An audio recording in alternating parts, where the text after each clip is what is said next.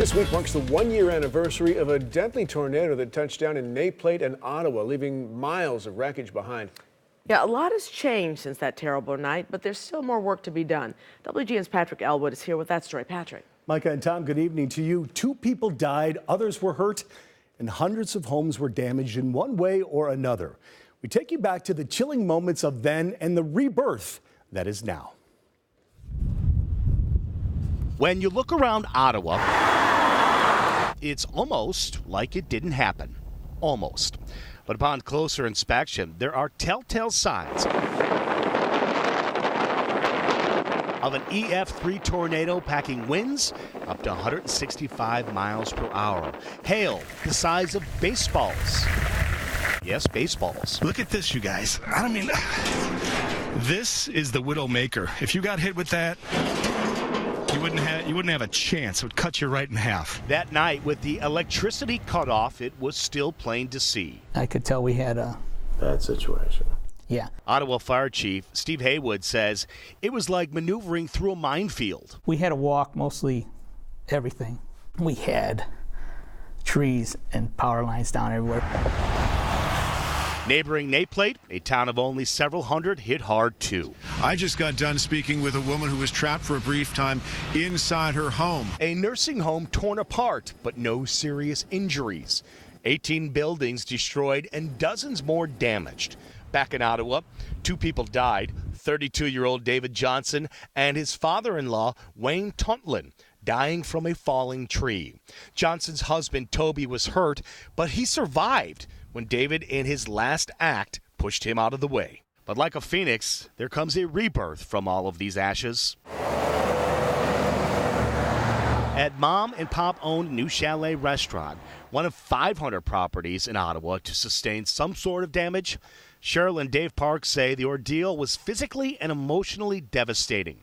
First came the cleanup, and then the unknown of when they could reopen. Oh, many tears. Yeah. And then not knowing how long it was going to take. It was scary. But through an unconquerable spirit. Thank you very much. You're welcome. The restaurant was back in business. We're stronger people because of this, because you survive this way, probably survive anything. What I observed that night and the days that followed was people from all walks of life, living and working in the area and out, coming together. From the countless police and fire first responders to utility crews, to volunteers 5,000 in number, from individuals to organizations like the Salvation Army, the Red Cross, to many, many church groups. This crew is from the Mennonite Disaster Service, who we caught up with only a few weeks ago, rebuilding a home, the labor free, the materials donated. You have to have compassion for all individuals. It's part of our religious heritage that we go out and help others. It makes us all feel great that we're able to give back to another community and help others. This is all volunteer. We ask nothing in return. As the rebuild continues, it is not without regrowing pains. Today's codes are stricter than when these homes and businesses were first built decades ago. Mike Sufton is in charge of building and zoning in Ottawa. You have to put hurricane clips on. You have to do all. And the insurance agent comes to me and says, "You're going to make them do all that?" I say, "Absolutely." Well, they don't have code upgrade insurance.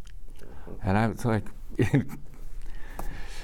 I'm sorry, we have to do this. Ottawa and Naplate did not receive any county, state, or federal disaster relief funds. So people who were uninsured or underinsured, the beneficiaries of money donated privately.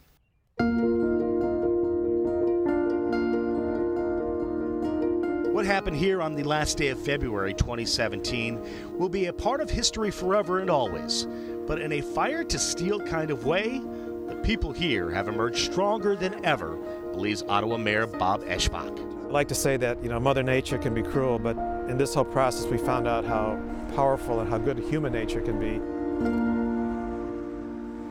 In Ottawa, they were fortunate that both the hospital and the high school were undamaged. That obviously helped in a variety of ways. The National Weather Service recorded six tornadoes in northern and central Illinois. But again, it was the early warning system that is credited with minimizing the loss of life.